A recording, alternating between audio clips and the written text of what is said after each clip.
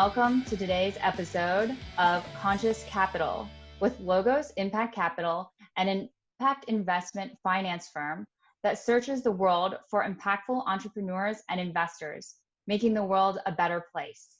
We will discuss how the finance sector can be a powerful force for good, distributing opportunities for more equally and bringing solutions to the world's greatest social and environmental challenges. Our guest today is Benjamin Bingham. Welcome today, Ben. Thank you for being here. Thank you. It's an honor and a privilege. Thank you. Benjamin has a very colorful background, and so I'm just going to read a little bit more about him. He is the author of Making Money Matter and Impact Investing to Change the World. He's also CEO and founder of Three Sisters Sustainable Management, an RIA with its own family of proprietary impact investment strategies. Ben's writing and his work with impact investing draws on broad experience as an artist, biodynamic farmer, Waldorf teacher, and co-founder of 3 social enterprises. He became an investment advisor to his network of socially minded investors at Legg Mason in 2001 and an independent money manager since 2007. His model for impact investment strategies designed 100% impact investors is called Scarab Funds. He is on the board of CSR Hub, the largest aggregator of ESG data. His intent is to help advisors, consultants, and self-directed investors understand the consequences of traditional investing and inspire transition to meaningful impact investments. That's quite a background, Ben. And I just wonder if maybe we could tell people about your first job and what you remember about it. Well, I don't know. I was thinking about this question, and I remember collecting coins under the cushions of the couches around my house. I had a fascination with coins, and so I actually gathered a whole gallon bottle of coins. That was probably my first job. Then I mowed lawns for my uncle when I was 8 and 9 and 10, and then I actually caddied. So these are not really real jobs. So caddying was amazing because I had these, older men, mostly men that I was carrying the bags for, and telling them where to aim their ball, and they appreciated my insights and gave me really good tips.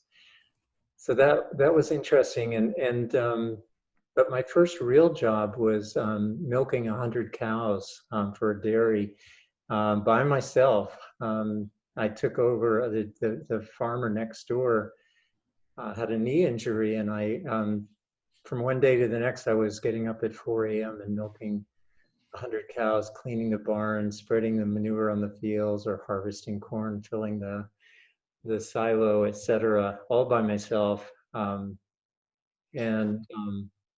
main thing I learned from that was how to sleep for 5 minutes, because that's all I had.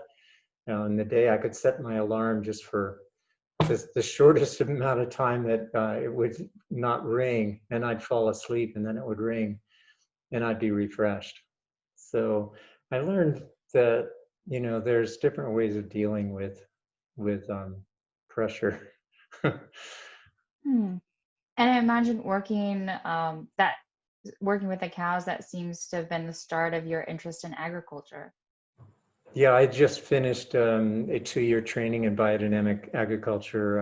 I went there I took a leave of absence from Yale and studied agriculture for 2 years to get my feet on the ground. It was during the Vietnam War era, the Black Panther Revolution at Yale, and it was an insane time to be there. People would yell at you to,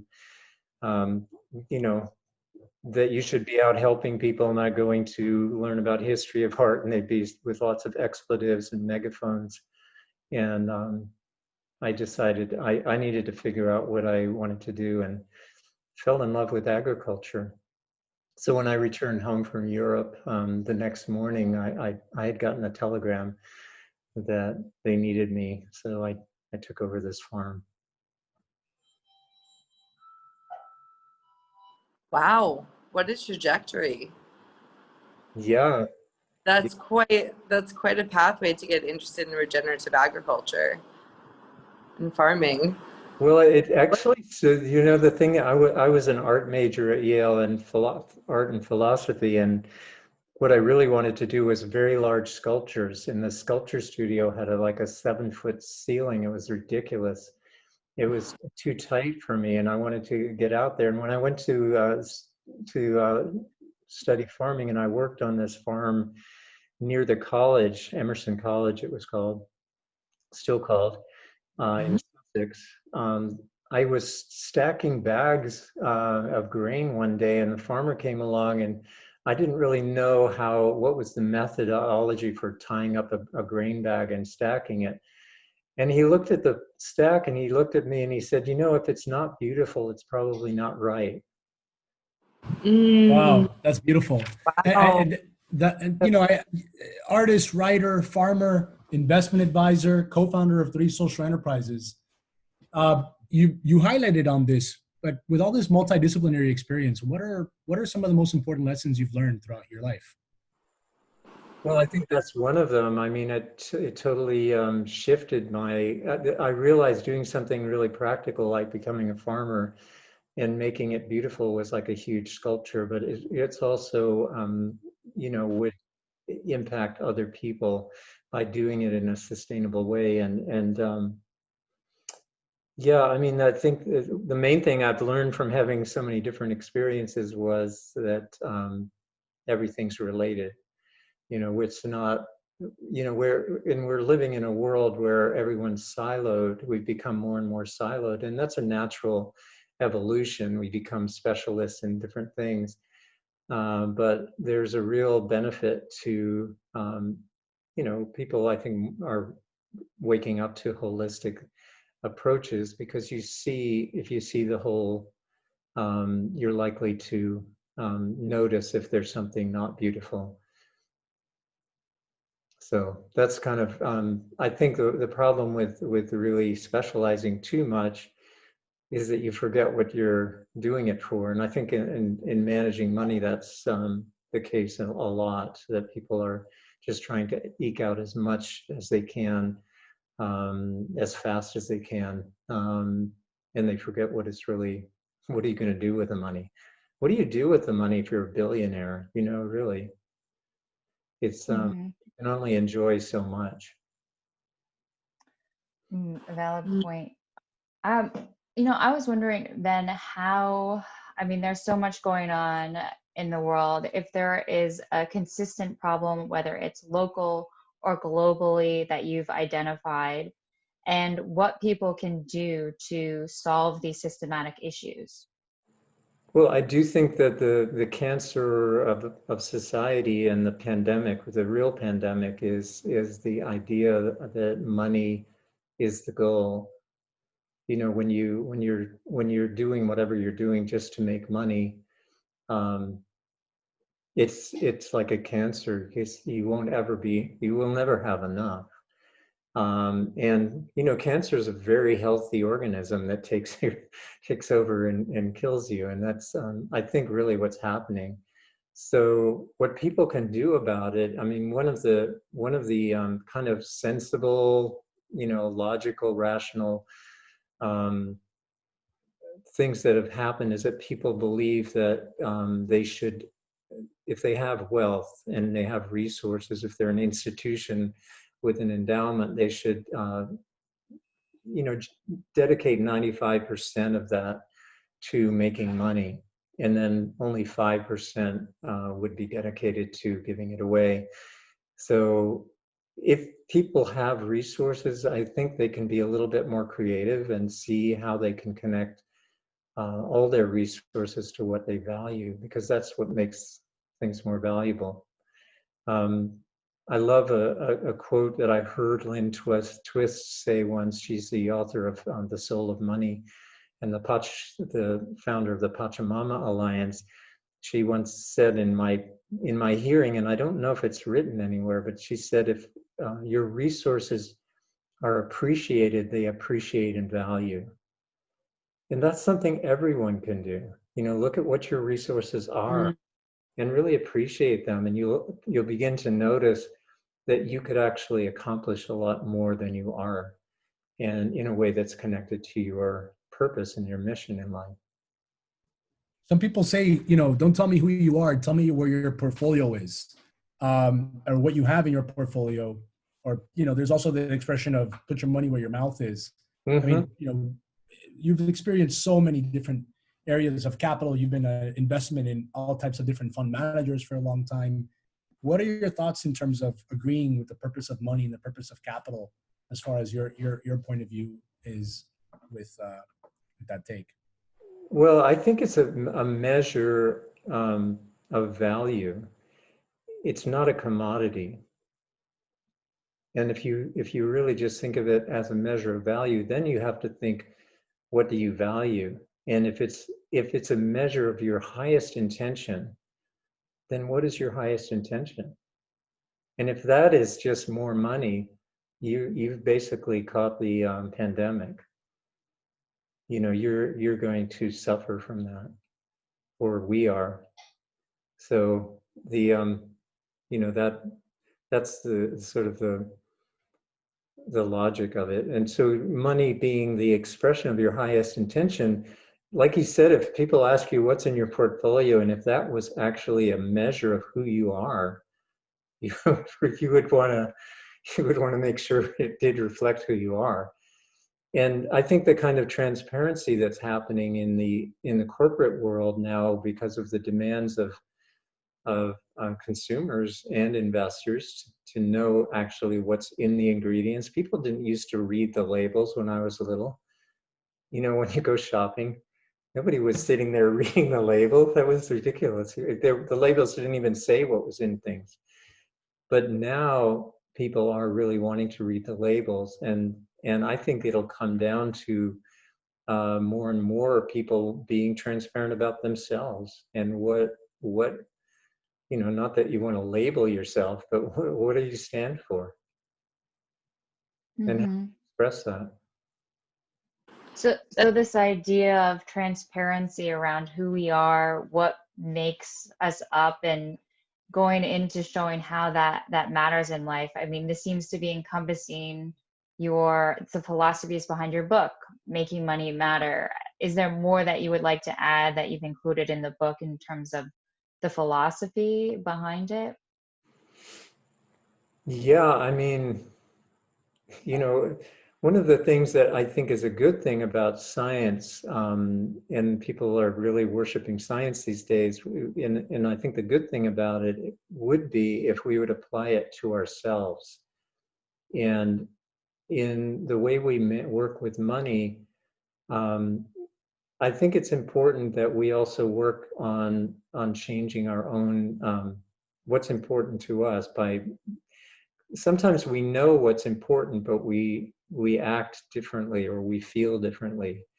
We get drawn in our feelings towards things that we really don't want to do. So there's sort of a virtuous cycle that I think is untapped.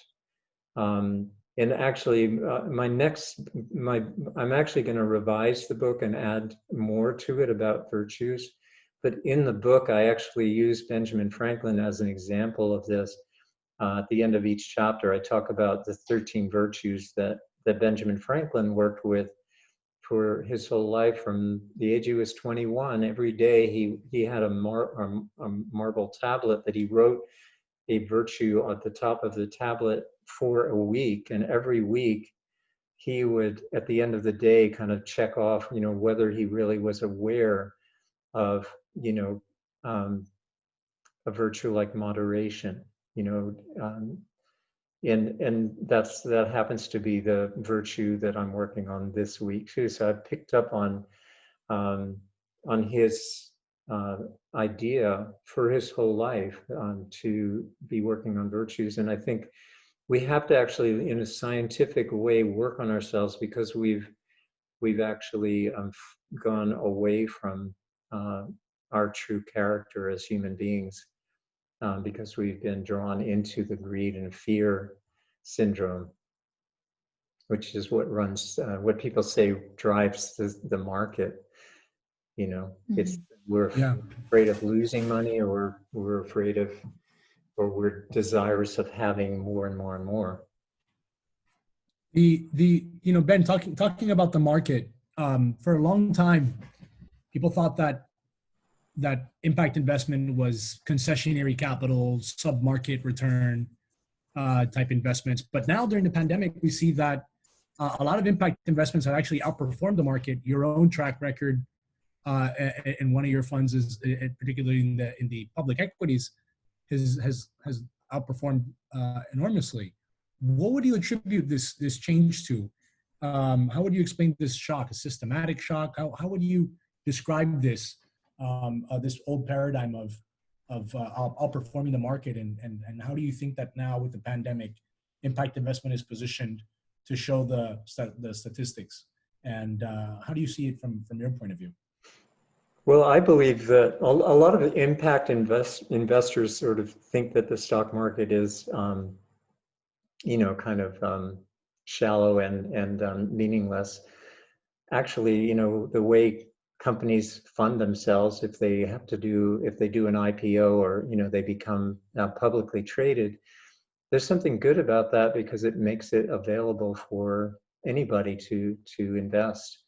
And what I see happening is that because it's democratizing investing to have public stocks available, and ETFs and mutual funds make it even more broad in what people can own, it's becoming more and more of an actual barometer of human values, and like a smart mob. And actually, a study by Harvard recently, I haven't actually read it, but I've been told by the guy who manages our stocks that it was a pretty thorough study of environmental, social, and governance, ESG oriented fund managers have been outperforming for some time, not just because of the pandemic. But I do think the pandemic, or the whatever it is that's going on in the world right now, has shocked people into realizing that they don't want to leave this world to their the descendants in a way that it's just worse than ever, and they want to make a difference. They're shocked into making a difference, and I think that's increased the interest in socially minded enterprises. I think it's more on for me, it's more on the private side, but it's also in the public side. The private side, I think initiatives that are directly related to helping people or cleaning up the environment are getting funded. People are wanting to place their monies there, and we're very excited right now about two different companies that we're looking at that are in the hydrogen space. That are, one of them is extraordinary in that it's designed a way to actually clean the air while you're making hydrogen in your car and pulling the carbon through to sequester it. That's the kind of solution that will really change the world very quickly. And we're very close to launching that company.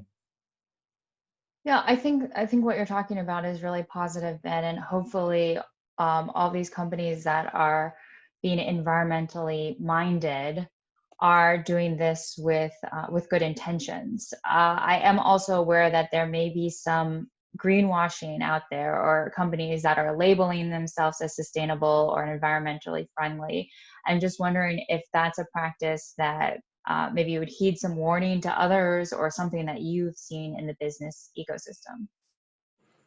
Well, marketing is one of the sciences that, it's the science of psychological, sociological manipulation, and it's certainly prevalent in all aspects of our life these days as we become more and more virtual. It's very hard to know what to trust and who to trust, and who's censoring and who's really being truthful.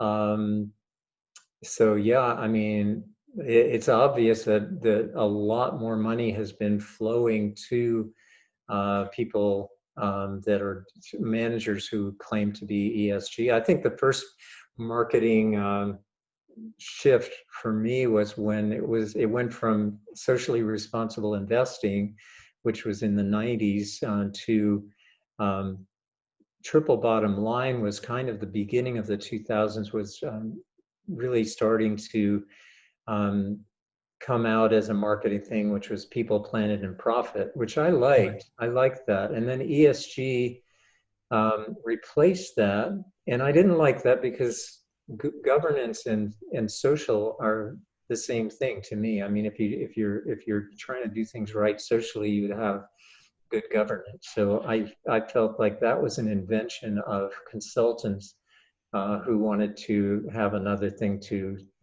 promote in their own oversight of whatever. So ESG took over the triple bottom line, and then impact actually simultaneously came out, and they were differentiating themselves. The people talking about impact, that was Jed Emerson really in the beginning, when he was wrote a paper at Stanford about the 95% of foundation money being contrary to the 5%. And then he really was part of starting this blended value idea of blending philanthropy with investing. And that got a little confusing because people then really did do what Silvio was talking about. They started to assume that it was going to be concessionary and that you weren't going to make as much money. So then the Impact 2.0 was the idea that you're doing private investing that's actually going to be profitable and make a difference at the same time. And now people have usurped the impact image, and a lot of funds, mutual funds and stuff, are calling themselves impact. So it's very confusing. So that's one form of just marketing and greenwashing or impact washing. The companies themselves, of course, are doing that even much more. I mean, to me, it's all the award ceremony for reducing footprint and things like that, carbon footprint. There's, you see the big corporations get a lot of praise and a lot of, PR really for their humanitarian efforts and gifting and all sorts of things. But I call that less bad, in general. That's not really the good. And I think if you're making people obese from the food or drink that you're producing, and making people sick, and then you give away money to symphony orchestras, it's it's less bad because you're doing something good. But or if you're reducing your footprint but you still have a very heavy carbon footprint, it's less bad. But it's not erasing the damage that was done. Yeah, right. You can tell I could go on and on about that. Well, I mean, maybe that's why you wrote a book on the subject, Making Money Matter, which is what we've titled today's event. And what sort of inspired you to get this idea to talk about your book, and what can the audience learn about what you have in there in terms of what to learn and the history of launching and putting all that effort into this. You're obviously passionate about the topic. Yeah, I mean, I think everybody actually could write a book or have a book written about them. Every single human being, I'm convinced, we're all so fascinating. And I did write a book with somebody earlier. It was just for the family, a person that was dying, and I wrote their story with them. And that experience was very moving, because I realized you just don't really listen, at least I don't, well enough to people. And anyway, so I realized I also didn't really have enough of a way of producing a story about myself. I wanted to, and what I was trying to do, I felt like I needed to figure out how to express it. So it took 3 years, you know, and mostly in the middle of the night because I was working all day. So it's a real commitment. Um, and you know, I think it's an important thing to try to do. Um, Hopefully you know, it has made an impact. And I think a number of people have told me that it has. And I do want to add to it. It's now sold out on Amazon, but I have copies. So if people, they can get them through our website that we'll tell you about in a moment. Yeah, we'll put that link up when we conclude. But I guess, I mean, before we wrap things up, I'd love to hear what advice you'd give to others. I guess this is a two-part question in terms of what can other people do, whether that's thinking about how they can contribute to environmental sustainability, and also to folks that are listening on the line and thinking, what advice do you have, whether that's advice you'd give to the younger generation or your younger self looking back in time. I just love to hear your further thoughts on how people can apply this. Well, you actually gave me some nice questions to think about, and one of them was you know, what would I tell my younger self? So it's sort of the same question, right? I think the most important thing is don't think other people are better than you. You know, it's just, you know, amazing how we sabotage ourselves by thinking that we're not good enough to actually do something that we want to do. And one of my favorite quotes is from Rudolf Steiner. It's just very simple. It's that genius is a result of industry. In other words, the people who really work at something, you know, become geniuses at it. I had a friend from Groton School where I went, or all these very smart kids who had gone to private school from the day they were in their diapers, probably. And I always thought they were much smarter than me. And I ran into this lawyer many years later, and I told him how much smarter I always thought he was. And he said, "I'm not smarter than you. I just love words. I have 5 dictionaries in the back of my car, and I'm just always looking up. And that's why I used a lot of fancy words, because I love words." So that's, you know, it's something you work at. So that's my advice to anyone. If you want to make a difference in the world, you can. You know, just do it. You know, that was a brilliant insight of Nike when he was at a, you know, a workshop to write a play, and he suddenly had that just do it come into his mind, and there's a real truth to it. Although it can be misused, you know, you could just do something that you don't really want to do. So be careful. I think that's invaluable advice, and we can't hear that too many times, that we shouldn't be intimidated by others, that if we have a passion around something, that we should feel compelled to take action. Exactly. Wow. Well, you know, Ben, that you have such experience. I'm just wondering if there are additional thoughts that you would like to add before we wrap things up. I know that you also have experience in carbon credit investments, or if there's any other thoughts or plugs that you'd like to give for something that you're working on now. I guess I would just like to give you that opportunity. Thank you. A shameless plug. I would say,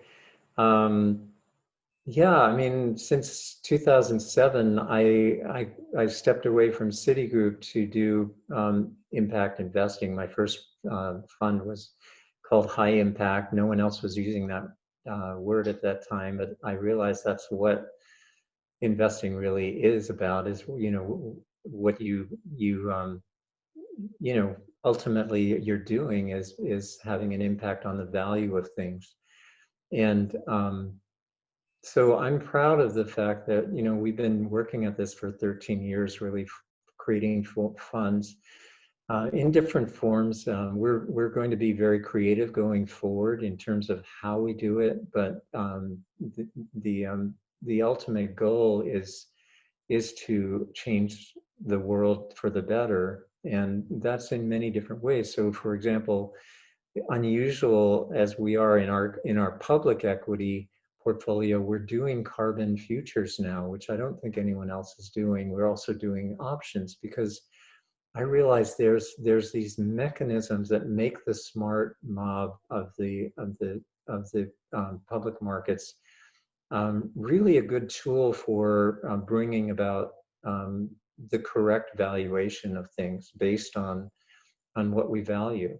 The problem is that a lot of the valuation is coming through algorithms, through computers, and I think we need to take that back from the computers. I actually think it should be illegal because it's stealing people's trades. But the point is to be very diversified across private and public markets. The carbon credits is just one environmental measure that we wanted to be involved with, and it's adding value to our portfolio with less risk.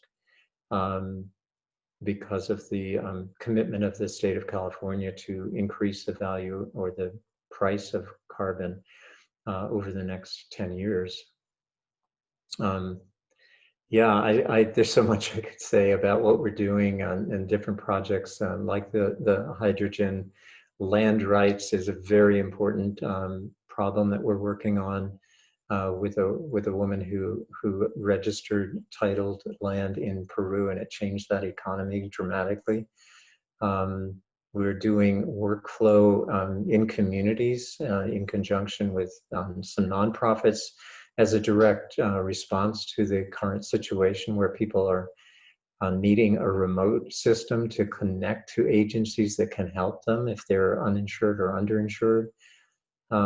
This is a very exciting work that we're doing, so I'm happy to say more if people want to learn more. And you can write me, or I'll try to keep up with correspondences and basically all the ideas that are out there need to be kind of brought together, and we've been trying to do that. So because we don't really know enough about what's out there, so we need to coordinate more. What are the solutions that people are finding, and how can we find each other? How can we connect the money with the best ideas? And this will take a lot of collaboration. So we're all about that. And I know Logos Capital is as well. It's exciting to be working with them.